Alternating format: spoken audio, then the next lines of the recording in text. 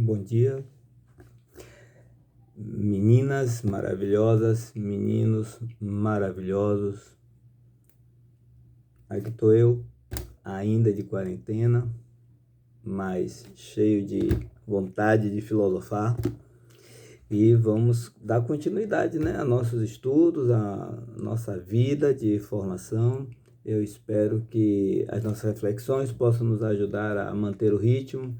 E continuo aqui, vou começar, continuando o apelo que eu tenho feito a todos os meus amigos, Fiquemos em casa.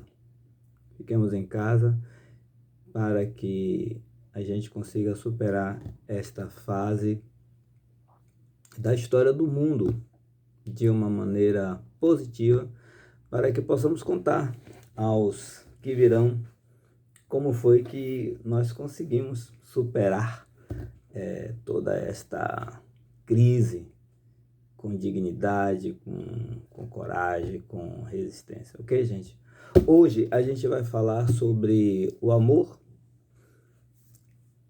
e a filosofia, e a gente vai ter como elemento de reflexão o pensamento de Platão.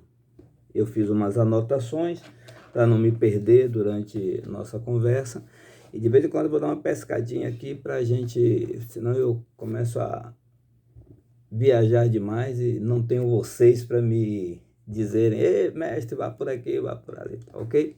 Então vamos lá, mãos à obra. Vejam, primeira coisa para falar é a distinção que Platão faz entre amor e amizade. Okay? Para Platão, a amizade é um fenômeno eminentemente racional. Explico. Quando alguém tem amizade por uma outra pessoa, pode explicar por que sente aquela amizade. Eu tenho amizade por fulano, porque é muito honesto, porque conta piada bem, porque sempre que eu preciso dele, ele está aqui perto de mim, porque é uma pessoa companheira, etc. Já o amor não. Segundo Platão, quando a gente ama, a gente não sabe explicar exatamente por quê. Eu tendo a concordar com Platão. Por quê? Porque algumas pessoas, felizmente eu não vivo isso, mas em algumas fases da nossa vida é possível que você encontre alguém que você ama, mas que você se pergunta: por que é que eu ainda amo esta pessoa? E, no entanto, você continua amando, Os amigos, as amigas vão chegar para você e vão dizer: fulana, larga essa pessoa, fulano, desista dessa pessoa, e você diz a si mesmo: eu deveria desistir, eu deveria largar, mas você não consegue, ou seja, é algo que está acima da sua racionalidade. Então, essa é a diferença que Platão estabelece entre a amizade, um fenômeno principalmente de origem racional, claro que tem afeto, que tem emoção, mas tem uma razão aí que norteia essa amizade, e esse amor, que ele vai chamar de amor, que é o amor sensual, que não tem, pelo menos a princípio, uma origem racional. Segundo Platão, o amor é um fenômeno pelo qual a alma, lembre-se que Platão acredita que nós temos uma alma que habita um corpo. Platão acredita que é o amor esse fenômeno que faz que nossa alma saia do mundo dos fenômenos, o mundo sensível, o mundo das coisas percebidas pelos sentidos, e ascenda, faça o percurso de ascensão até o mundo inteligível, o mundo das ideias. Este mundo das ideias, segundo o mestre Platão, seria o mundo onde estão todas as ideias originais, únicas, abstratas, reais, perfeitas. E neste mundo das ideias, acima de todas as ideias, está a ideia do bem, que seria, em última instância, aquilo que todos nós buscamos. Então, o que Platão está dizendo é: o nosso sentimento de amor é, já na origem, uma busca do encontro com a ideia do bem que está no mundo das ideias. Ora, esse amor, Platão diz, não é belo nem bom, mas é lá que está a beleza e a bondade. Então, o amor é a sede da beleza e da bondade. Mas não é belo nem bom, nós vamos ver ao longo do caminho por que ele não é belo e não é bom. O amor precisa ser entendido por Platão como uma espécie de... E para nós isso é meio complicado, porque a nossa ideia de espírito mudou muito, ok? Platão considera o amor como um espírito. Em grego se diz dêmon, vai dar em português demônio. Mas não é esse demônio satânico, diabólico da nossa cultura ocidental cristã. O dêmon, o espírito, poderíamos relacionar com as diversas emoções que nós temos. Eles atribuíam a espíritos.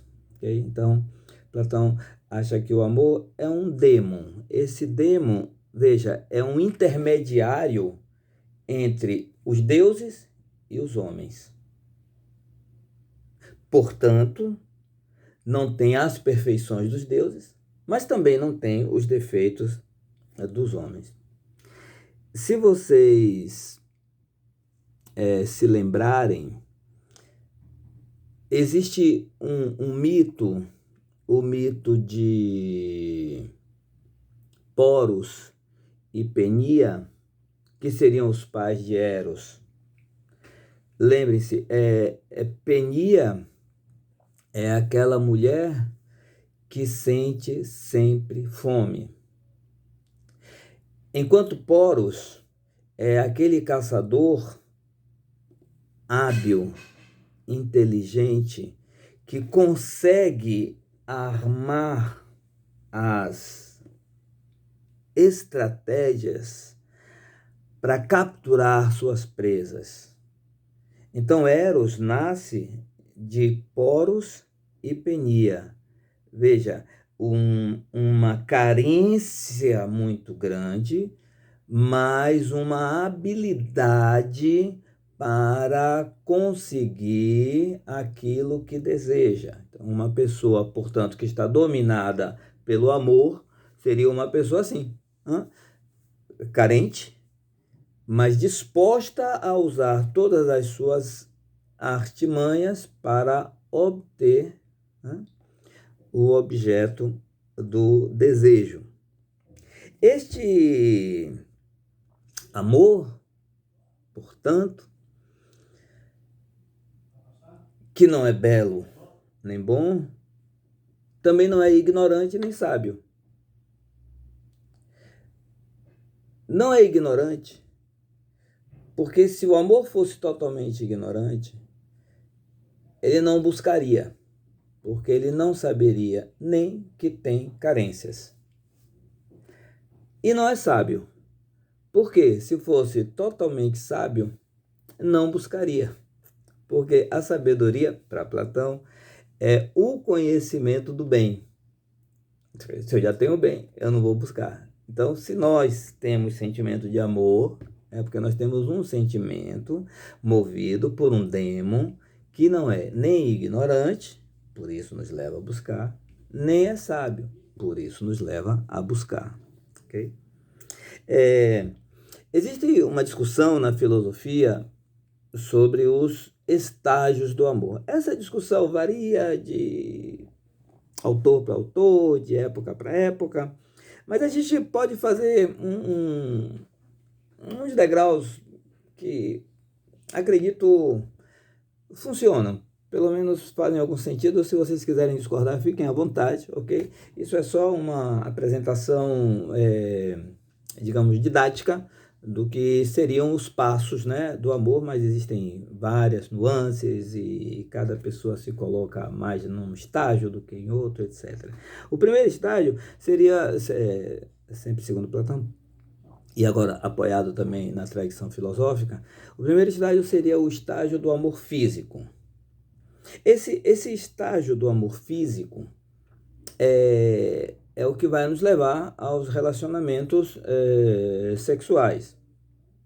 Esse estágio também é o que leva os casais héteros à produção de filhos. E, segundo Platão, já aí existe a manifestação do desejo da imortalidade. Né?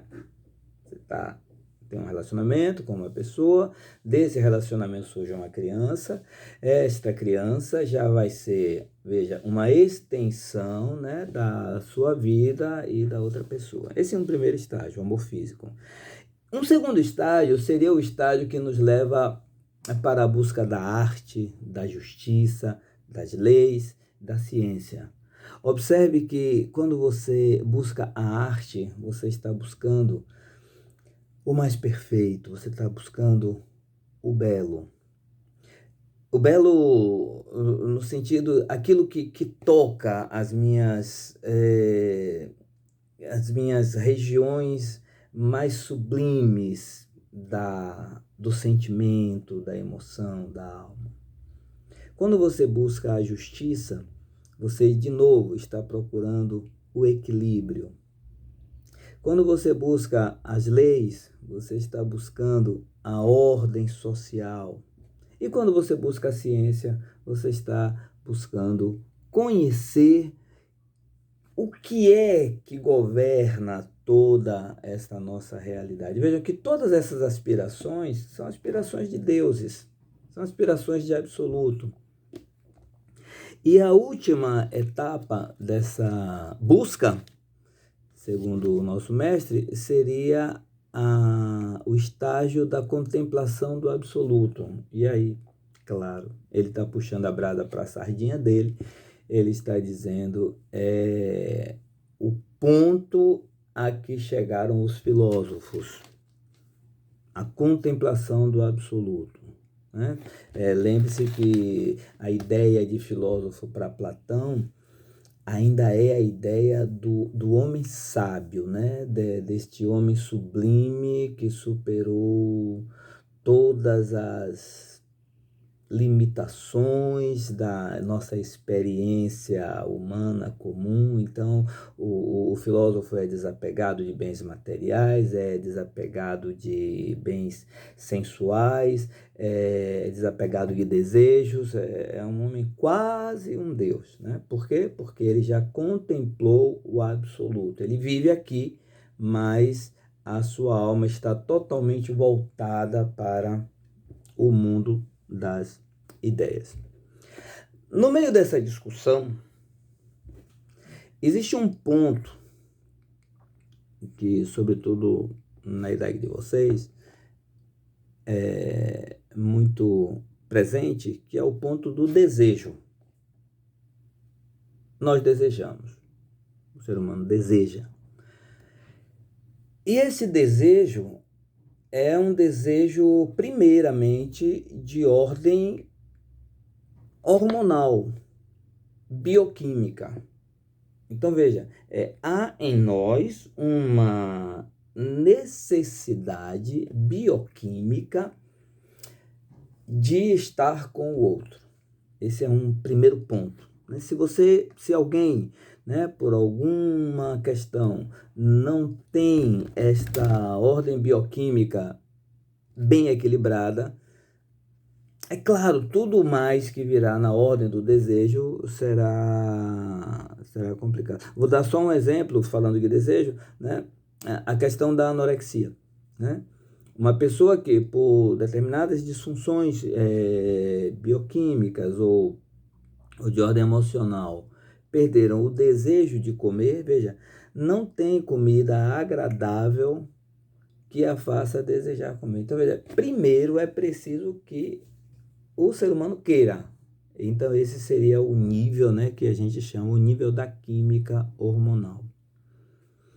Platão, evidentemente, não tinha esta percepção, né? Isso já é uma discussão contemporânea. A segunda etapa do desejo, que é consequente, é o desejo pelo outro em geral. Veja, se você é uma pessoa predisposta a desejar, você está predisposto a desejar em geral. Então, nesse universo de possibilidades, você vai ter mais ou menos atenção para este ou aquele, né? E esse é um interesse pelo outro, como nós chamamos. Só que nesse universo de interesse pelo outro em geral, de repente acontece que nós nos sentimos focados em alguém especial. E aí nós já estamos no terceiro nível dessa experiência do desejo, né? Quando você olha para o outro e diz, meu Deus, o que é que tem ali que está mexendo com minha cabeça, né? Esse interesse pelo outro, que é o interesse por alguém específico, pode evoluir numa paixão. Paixão é perigoso. Por quê?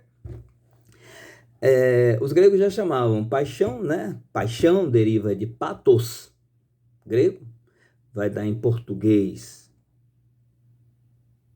paixão, em latim passio, e tanto em grego quanto em latim, e também em português, paixão significa sofrimento. Paixão é a mesma palavra, deriva da mesma palavra de onde deriva paciente, de onde deriva padecer. E se vocês se lembram, né, estamos na Quaresma, é a época em que se celebra a paixão de Cristo. Quer dizer, Cristo não estava apaixonado por ninguém. A paixão de Cristo é o sofrimento de Cristo. Então, quando você entra na paixão, se prepare para entrar no sofrimento, né? Por quê?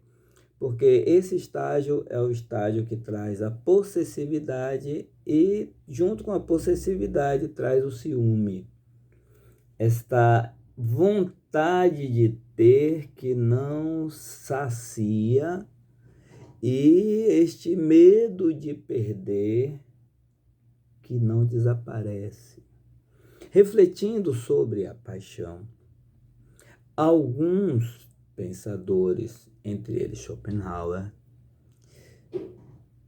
dizem o seguinte: a paixão é como um pêndulo que faz você ir do desejo ao tédio.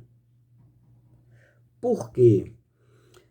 Porque quanto mais você deseja, segundo Schopenhauer, quanto mais você deseja, tanto mais, ao obter o objeto, você vai se sentir saciado. Mas uma vez saciado, será que este desejo continua? Porque, veja, o desejo da paixão é o desejo de possuir. Mas uma vez que você possui, você não tem mais pelo que sofrer. É por isso que os relacionamentos baseados na paixão correm o risco de uma série de problemas. Porque essa paixão precisa ser realimentada, e aí as brigas, e aí os ciúmes, e aí os medos, né, para realimentar aquela emoção inicial, né, de querer conquistar o outro, né, penia e poros, né, trabalhando aí nesse eros, né. Existe um último nível, ainda falando do desejo humano, né, entre humanos, que o pensamento cristão desenvolveu muito, que é conhecido como ágape, né? Em grego, ágape, em latim, caritas, e em português, caridade, né? A caridade é algo diferente. essa capacidade de amar o outro de uma maneira tal que leva o indivíduo a amar até os seus inimigos.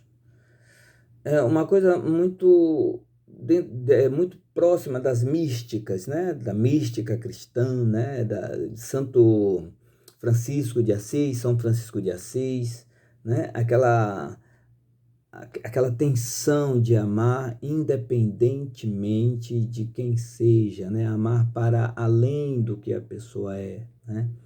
Este nível aí da caritas cristã, da caridade cristã, está muito próximo do nível lá de Platão, desse pensador, né? Desse homem que chegou à contemplação do absoluto, né? Só que veja, aqui eu estou falando da contemplação do absoluto, Platão, né? Mas o homem que contemplou o absoluto olha para os outros homens com caridade, porque entende que os outros ainda não conseguiram chegar onde ele está. Ele não se sente melhor, ele apenas entende, né? E porque entende, ama. Como a gente ama as crianças, né? Quando faz alguma bobagem, tá? É criança e tal, deixa eu falar, certo, né? Esse seria o ponto mais alto, né? Da experiência do amor. E segundo os autores, na relação de casal, né? Porque eu falei aí da paixão, né? Que a paixão tem todas as possibilidades de levar a problemas. Mas os autores dizem que se você conseguiu caminhar nessas escaladas, né? Pode acontecer, né? E aí vocês já sabem de quem é que eu vou falar, né? Eu vou falar da belíssima, querida, amadíssima Martinha, né? Que é uma pessoa com quem eu estabeleci uma relação de afeto, né? Seguindo todos esses níveis, né? Esses níveis maravilhosos. E sem que nos perdêssemos nesta dimensão da ilusão da paixão, né? Dessa paixão que transforma o relacionamento num sofrimento. Porque isso vai dizer que é possível, né? Que é possível, que é belo, que é muito gostoso, né? Poder partilhar a vida com alguém e dessa vida gerar filhos, gerar criatividade, gerar trabalhos juntos, né? E festas e brincadeiras e continuar o caminho, né? Que os pensadores chamam de amizade marital, né? Quer dizer, é um relacionamento que vai acompanhando o casal até níveis que são conhecidos apenas de quem fez o percurso, né? Então, com essas palavras, eu quero ir me despedindo. Espero que nosso bate-papo tenha ajudado a entender um pouco, né, desse mistério maravilhoso que é o mistério do Eros. Forte beijo, queridos, e fiquem em casa.